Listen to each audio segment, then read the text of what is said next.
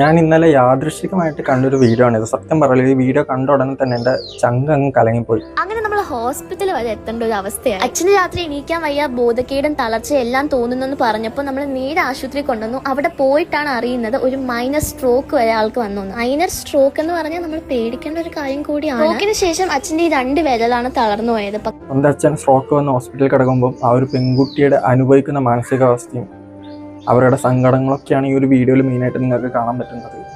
ഇതുപോലുള്ള ഒരു റിക്വസ്റ്റാണ്, ഇതുപോലുള്ള സങ്കടപ്പെടുത്തുന്ന വീഡിയോസ് ദയവ് ചെയ്ത് ഇടരുത്. കാരണം എന്നെക്കൊണ്ട് സഹിക്കാൻ പറ്റുന്നില്ല. ഭയങ്കര കരഞ്ഞ് ഞാനങ്ങ് ഇല്ലാണ്ടായിപ്പോയി. പക്ഷേ ഇതിൻ്റെ താഴെ കുറേ ആൾക്കാർ വന്ന് ഈ ഒരു നല്ല വീഡിയോൻ്റെ താഴെ വന്ന് കുറേ ആൾക്കാർ നല്ല തെറി കമൻസും ബാഡ് കമൻസും ഒക്കെ ഇട്ടിട്ടുണ്ട്. സോ എനിക്ക് ചോദിക്കാനുള്ളത് വെച്ചാൽ അവരുടെ സന്തോഷം, അവരുടെ ഫാമിലി, അവരുടെ ഇൻസ്റ്റാഗ്രാം അക്കൗണ്ട്, അവരുടെ ഫോൺ, അവരുടെ വീഡിയോ, പിന്നെ നിങ്ങൾക്ക് എന്താണ് കുഴപ്പം? ഇതുപോലത്തെ കണ്ടന്റ് അല്ലേ ശരിക്കും നമുക്ക് വേണ്ടത്?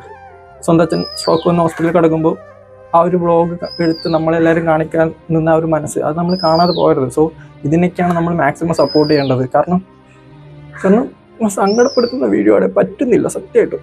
ഇത് കണ്ടിട്ട് പല ആൾക്കാരും ഇൻസ്പയർഡ് ആവും, പല ആൾക്കാരും ഇൻഫ്ലുവൻസ് ചെയ്യും. ഇപ്പം എന്നെ തന്നെ ചെയ്തു.